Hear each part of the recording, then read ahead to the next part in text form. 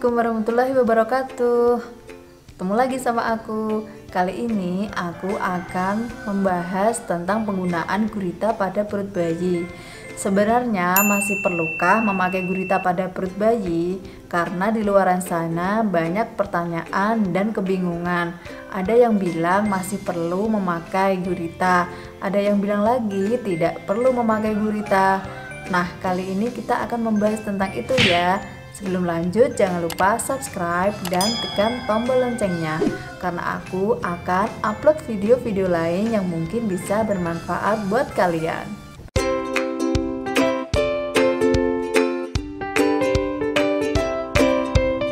Bicara soal bayi baru lahir, tentu tidak dapat dipisahkan dari mitos dan nasihat orang tua.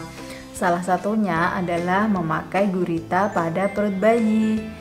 Tradisi ini sudah dilakukan orang tua kita sejak zaman dahulu, sehingga mereka beranggapan bahwa dengan memakai gurita pada bayi, bayi akan menjadi lebih sehat.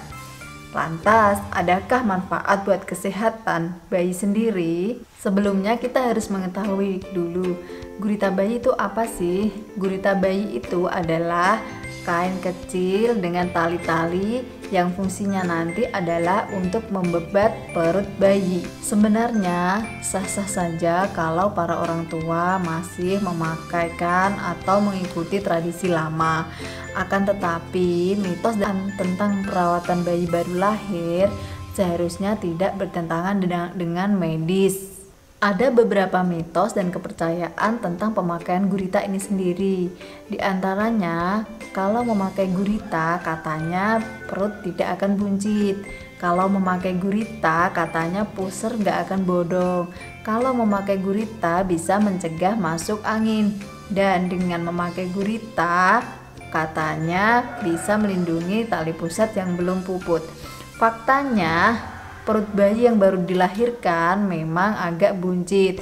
Buncit atau tidaknya ini tergantung dari tingkat ketebalan lemak, otot, dan kulit bayi. Karena seiring dengan pertumbuhan dan perkembangan bayi sendiri, perut bayi akan terlihat proporsional dengan sendirinya.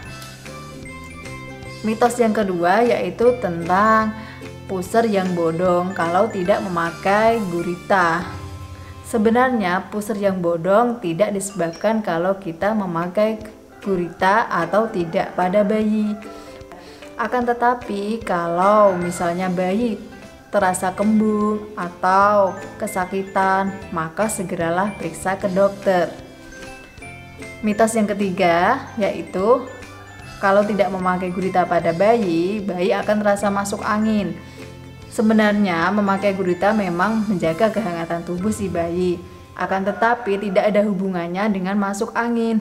Masuk angin bisa disebabkan karena udara atau suhu yang terlalu dingin, bayi yang menyusui tidak benar, bayi menangis terlalu lama, atau bahkan suatu indikasi penyakit tertentu yang serius. Yang selanjutnya adalah katanya memakai gurita bisa menutupi tali pusat yang masih basah dan belum puput. Sedangkan tali pusat sendiri sebenarnya bisa puput 1-2 minggu setelah kelahiran. Dan perawatan tali pusat yang benar yaitu dengan dibersihkan dengan sabun dan air bersih, dan cukup dengan dikeringkan dengan kain yang bersih.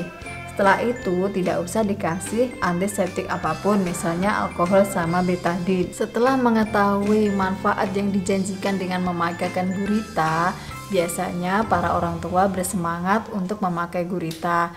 Ditakutkan memakai guritanya nanti terlalu kencang sehingga mengakibatkan perut bayi terasa kencang, sesek, dan kepanasan.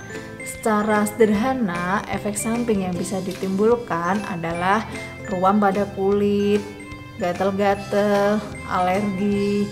Nah, kalau seperti ini kan bisa berbahaya kan? Apalagi kalau nafas bayi terasa sesek. Coba bayangin aja kalau itu adalah kita yang memakai gurita. Pasti terasa sesek juga kan? Nafas pasti ngap-ngapan. Kalau terjadi permasalahan pada nafas bayi, segeralah periksa ke dokter atau ke rumah sakit terdekat. Kesimpulannya bahwa pemakaian gurita pada perut bayi sudah tidak direkomendasikan oleh dokter. Jadi bunda-bunda di rumah sudah tidak bingung lagi kan? Sekian informasi dari aku. Semoga bisa bermanfaat buat kalian semua di rumah. Dan nantikan video-video lain yang akan aku upload buat kalian.